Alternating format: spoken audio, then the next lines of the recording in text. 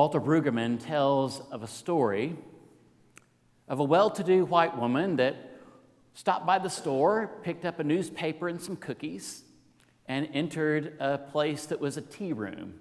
She simply wanted to enjoy some good tea, read the paper, and have a good cookie.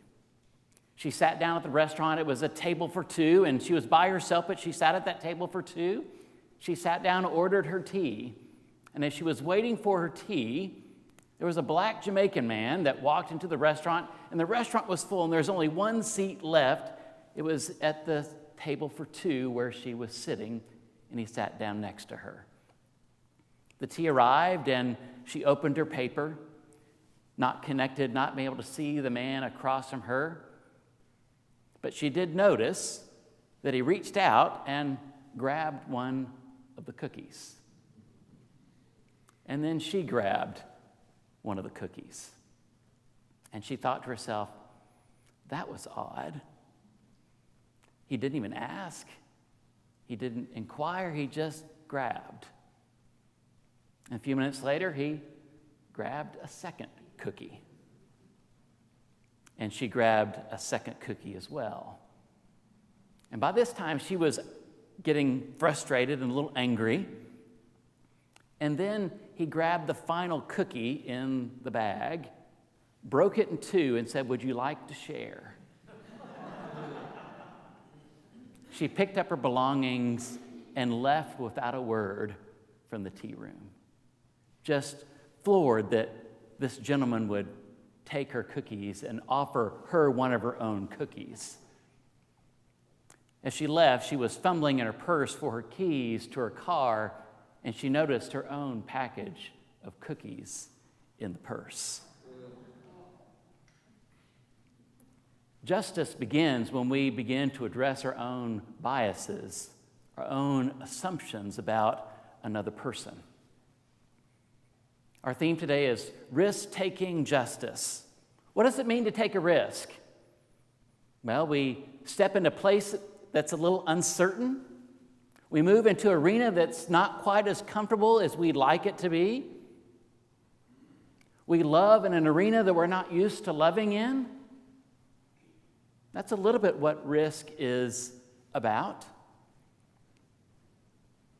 I can think about justice work, and this church does justice work in a tremendous way. We move beyond just helping the immediate need. We're about trying to find the root causes of those problems and trying to address them as a congregation and equally as individuals. We could go around the congregation and share what causes, what things are important to you, what things are you trying to address in the community that are important to you, and many of us have many things we're connected to, many things we're trying to address in our local communities to make the community better, more healthy, more whole.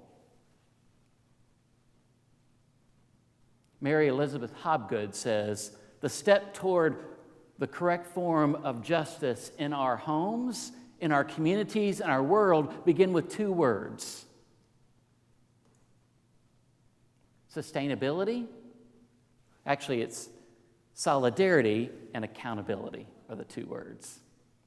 Solidarity and accountability.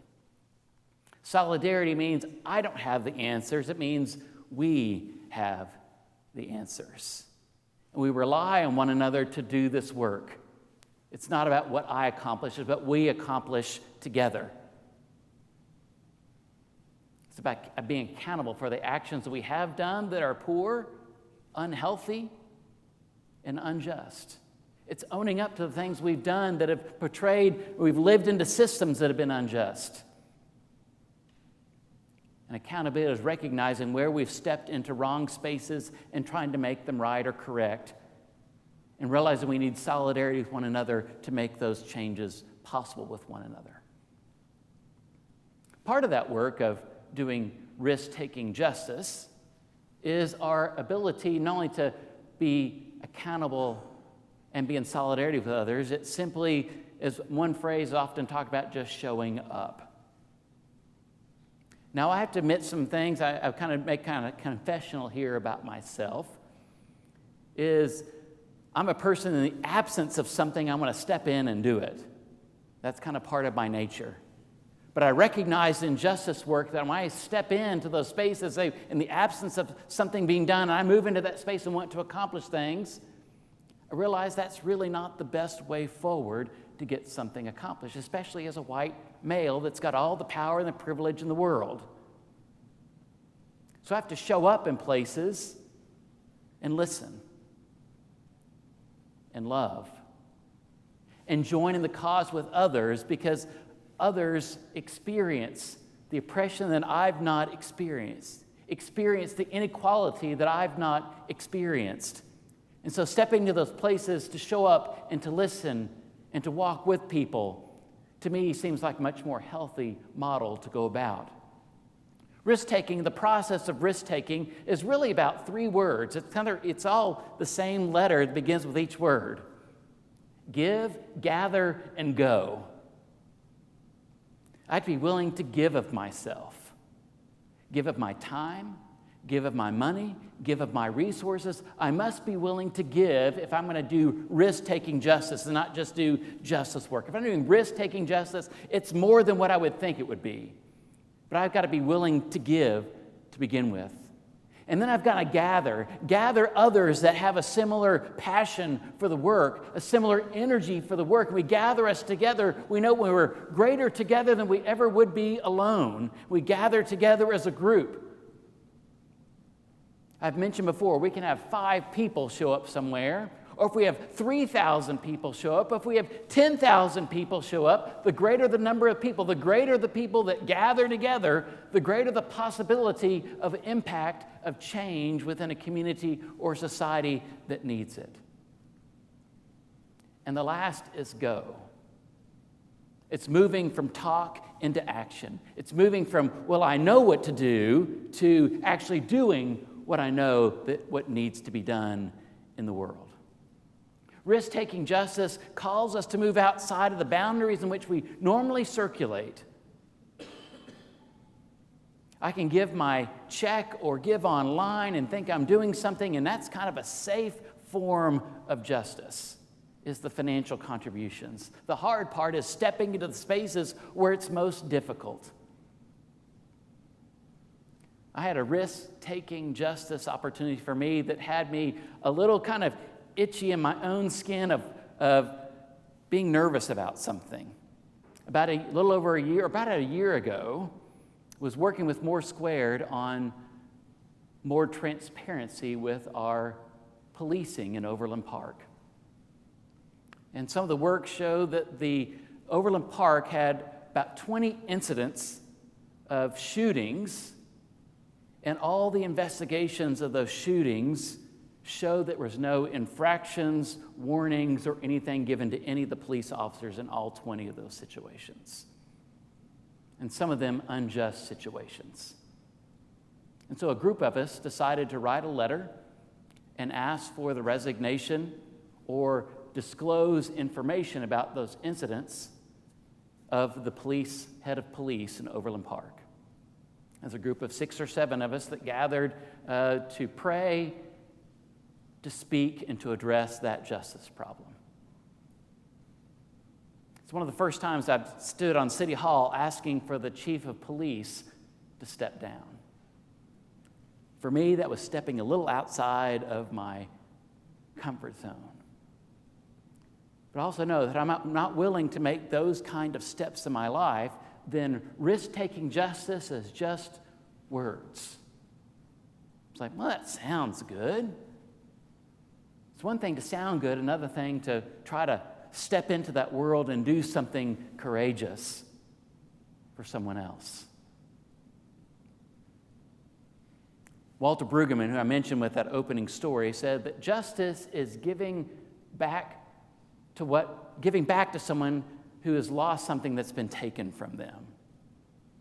Justice is realizing for those that have taken what belongs to someone else is hard because we've learned to like what we've taken from others.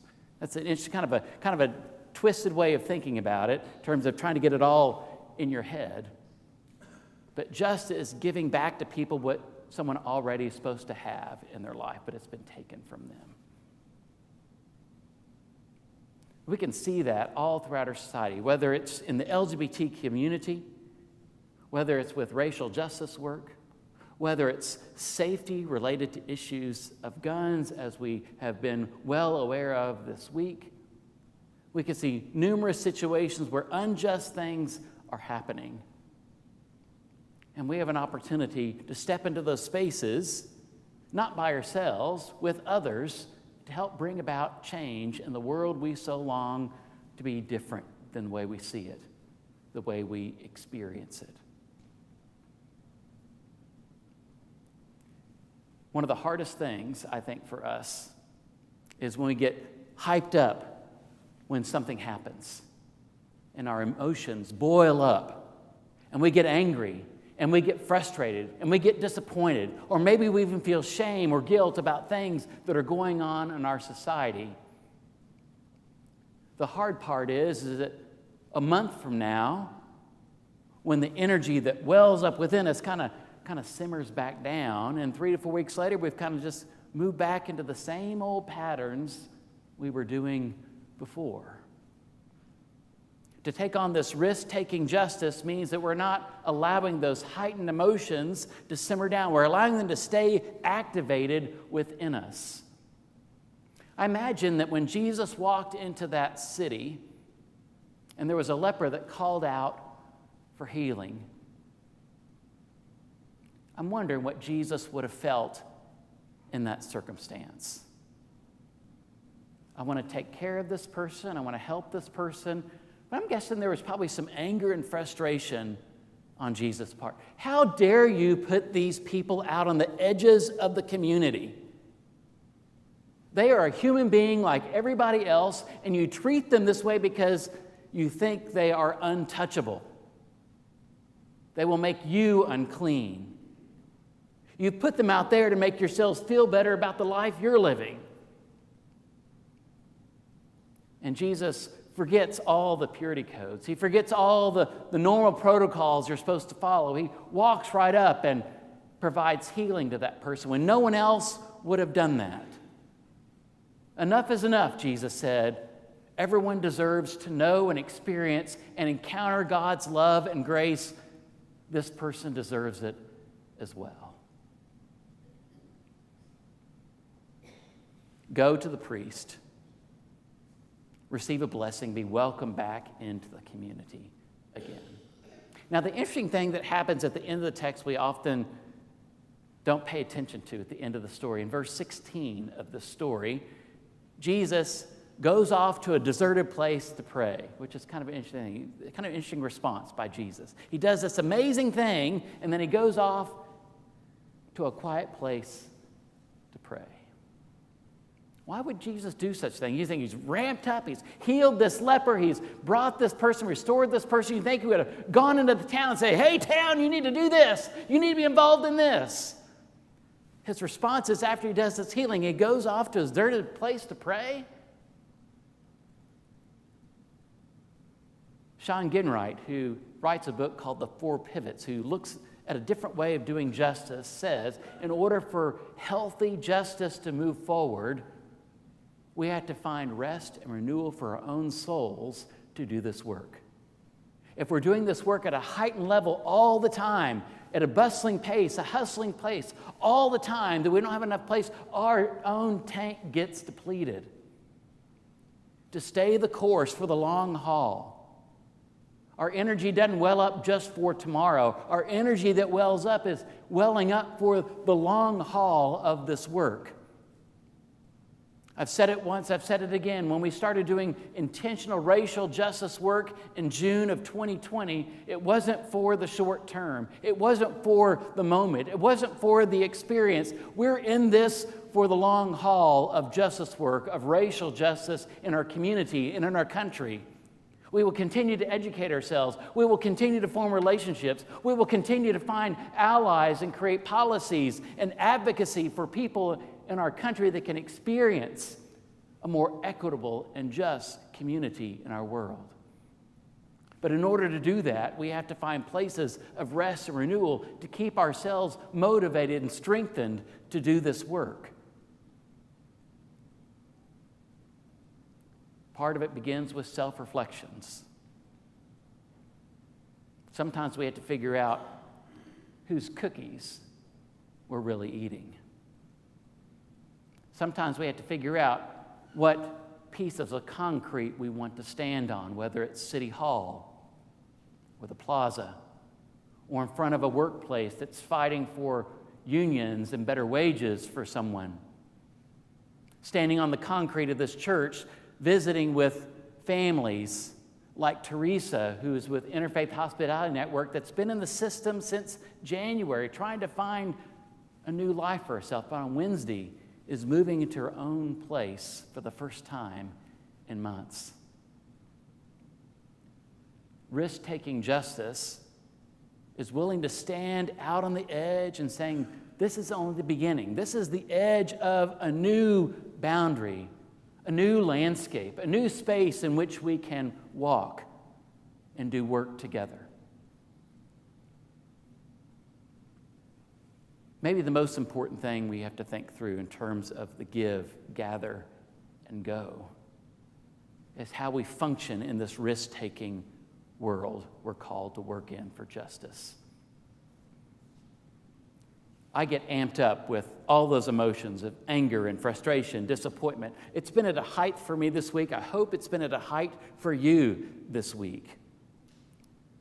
The key is taking those emotions, being fueled by all those emotions within us, and continue to be fueled by those emotions.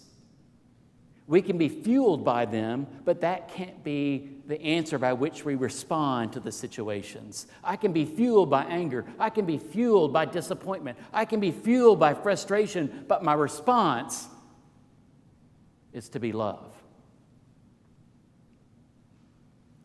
When Jesus reached out and healed someone who needed to be healed, it might have been anger, frustration, disappointment that moved him to the place to reach out and heal that person. But the moment he reaches out and heals that person, love takes center stage. Risk-taking justice is, in a healthy way, fueling the emotions we feel and channeling them to a healthy response of what risk-taking justice is all about. We do it together. We do it intentionally. We do it accountably. And we do it in solidarity with others. And so we have an opportunity when we step out the doors of the sanctuary. My hope is that when you regather in this place a week from now, that you are not the same person that left today. That something is different in you next week than today. Risk-taking justice requires intentionality on our part to do something, to respond, be a part of the world that's calling, hungering, crying for justice. Will we be part of it? That's up to you. It's up to us. I close today with a prayer. I don't normally close with a prayer. It's a bit longer than normal, but I invite you to close this message time that we might hear words that might inspire us today. So let us pray together. O holy guide of our souls, we find ourselves at a crossroads. We say in our minds, how do I find myself at this crossroads again? We observe and see evidence of so many injustices in our community, country, and world. We are filled with so many emotions when we reach out in these times of places of our lives. There's anger and frustration, disappointment, fatigue, and shame. We know the long arc of change bend towards justice, but we often have a hard time seeing that the arc is bending at all. We can let the narrative of fear and hate win the day, but we know, O God, that your light of love and compassion will outshine what holds us back from responding in these times as your light is intended to shine through us. We cannot respond with the responses we have been given before, The steps forward require risk-taking and fierce love. We cannot afford to have not moved one step forward with the next incident of injustice, a mass shooting, a hate crime, an unjustified killing by an officer because of the color of one's skin, another piece of legislation that minimizes the already marginalized. Our hope is that we have all exercised on all our parts what we can do to bring about change we so desire. Educating ourselves on what is at stake and able to speak and act from an informed perspective. Voting in every election, local and national. Marching with others who walk the streets demanding change from our leaders. Signing petitions and contacting leaders asking for justice-oriented change. Forming new relationships outside our normal circles that is done with integrity and authenticity. Relationships that mean something rather than doing it because it feels right. Justice does not unfold in a vacuum. Justice asks us to move out in courage. Our response can be fueled by our emotions that agitate our souls, but we must act as Jesus acted in love. We will not experience love if hate is the response. We will not experience love if fear leads the way. We cannot afford to gradually shift back into life as normal. This time in history, as we experience it, is not the normal we should accept. The time is now to live and to become a living prayer of risk and response to help birth a wave of justice our world so desperately needs. We must remember that our response is not done alone. We respond together as God's people. Together, we are more powerful than we will ever be alone. The confidence of risk-taking is made stronger when standing side by side with our neighbors, asking, seeking, demanding, and living the change we long to see. Let now be the time. Let this be the hour. Let this be the way we choose to walk. It is a path already walked by Jesus. All we need is to take the risk and respond with one footstep in his footsteps at a time. If we want to ask where God is in all of this, we must realize that God is in us. People have the opportunity to see God at work in us. There are responses and risks of love to preserve every life, to break down every barrier, to call out every injustice, and walk with those who need companionship. If not now, when? If not me, then who? Let it be so.